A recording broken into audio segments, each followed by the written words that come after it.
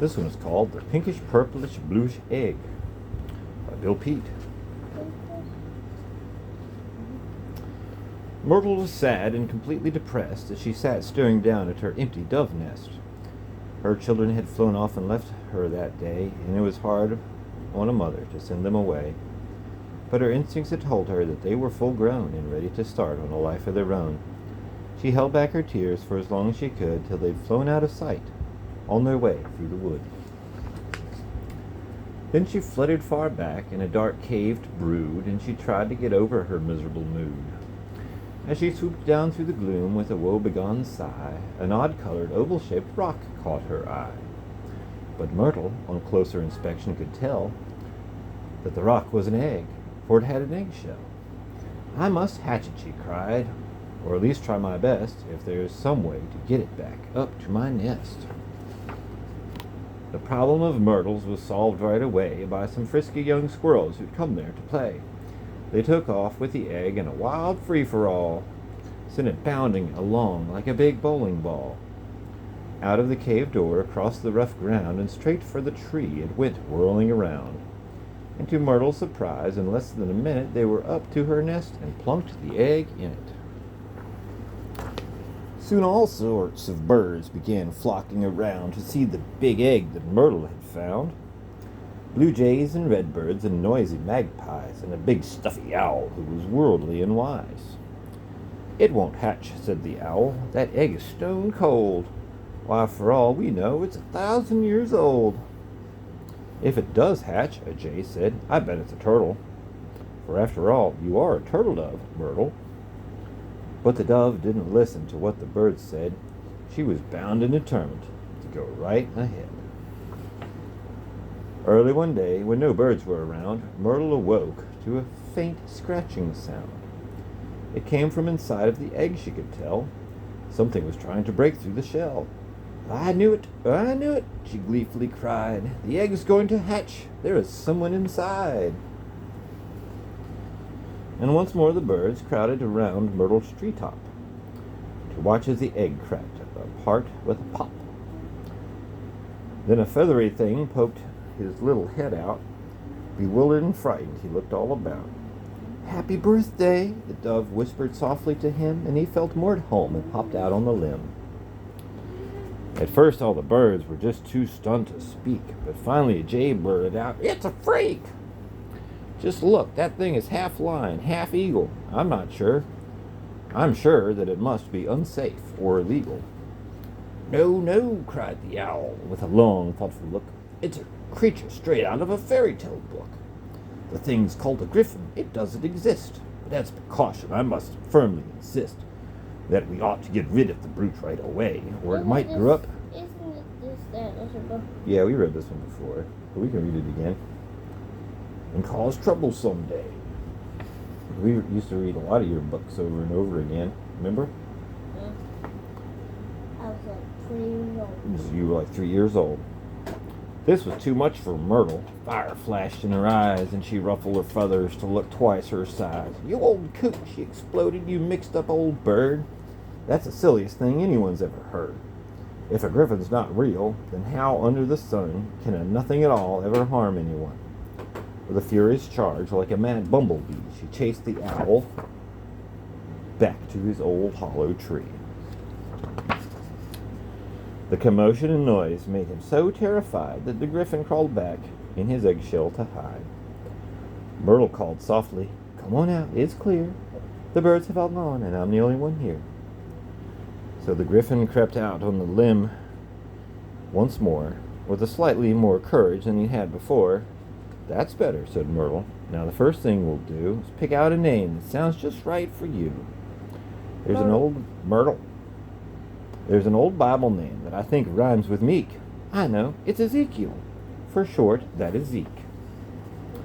And now, Zeke, if you'd like, I will teach you to fly. You've a fine pair of wings. Let's give it a try." "But first," she continued, "you'd better watch me," and she sailed a short distance away from the tree. It seemed very simple and easy to him, so Zeke spread his wings and sailed straight off the limb. For a minute it looked like a pretty good start, until all of a sudden down went his hind part. He fought his way frantically back through the air and just reached the limb, but with not much to spare. "Your last half," sighed Myrtle, "doesn't seem to be trying." What? "It has no natural instincts, no interest in flying. But don't worry, Zeke. Leave that end up to me. I have an idea that will work. Wait and see." Then, by holding his long lion tail in her beak, Myrtle supported the last half of Zeke, and the griffin went gliding along on the breeze while the dove gently steered him around through the trees. As they went sailing past, the owl hooted and sneered while the mockingbirds mocked and the blue jays all jeered. But the dove didn't care. She expected them to. That's always the way when you try something new. This first flight of Zeke's was a very short hop. Before long, they made a refueling stop. Then Myrtle went bustling around on the ground to show him just where the best bird food could be found.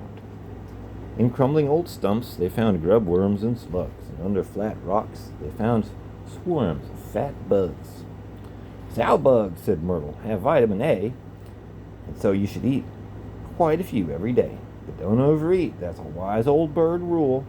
A flyer who gains too much weight is a fool."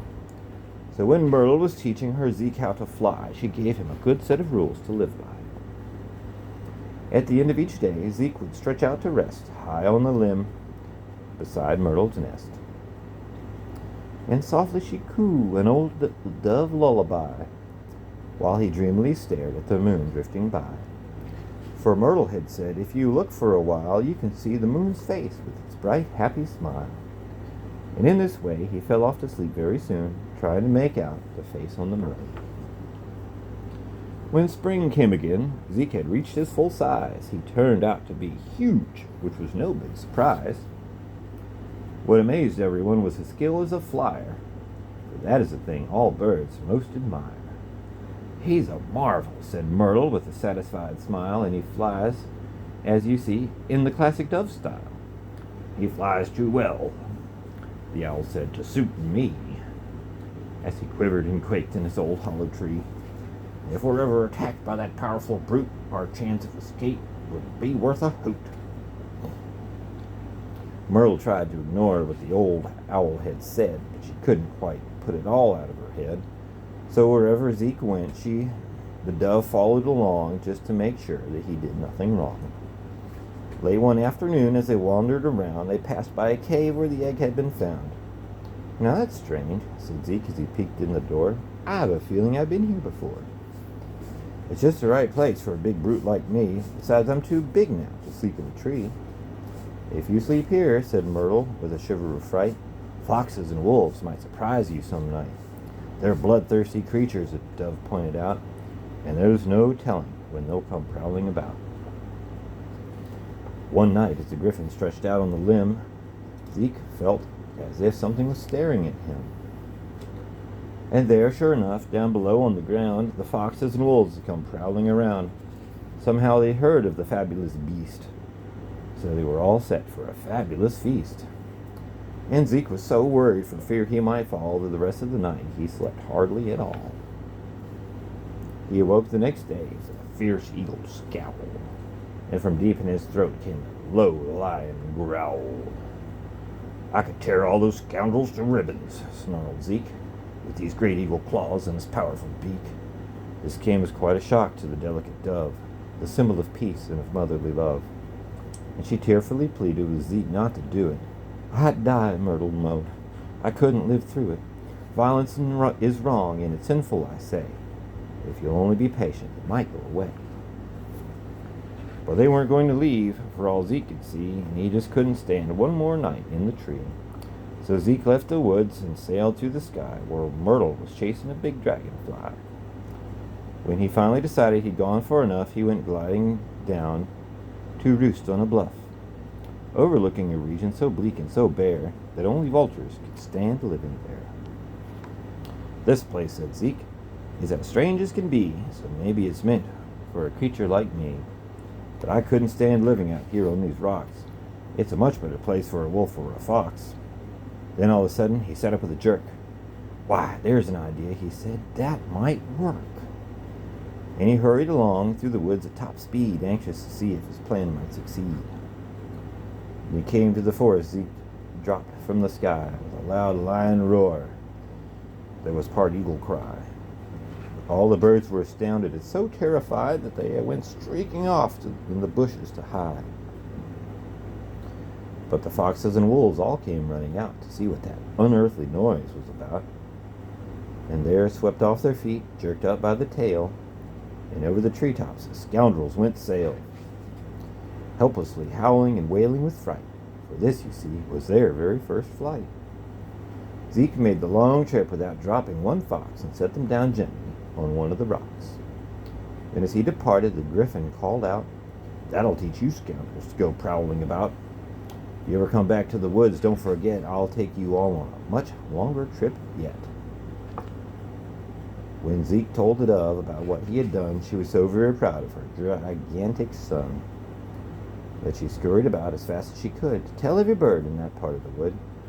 And now at last there wasn't one doubt but what the fierce griffin they'd been worried about was a peace-loving creature and tame as could be. Why, even the owl finally had to agree. "But I'm right," the owl said. "On one thing at least. If he doesn't exist, he's a mythical beast." "Does that mean," worried Zeke, "that I'm not really here? That most any minute I might disappear?" "It's nonsense," scoffed Myrtle. "He's a silly old bird. But if it makes him feel better, let him have the last word." Yeah. Now, night, buddy. I love you.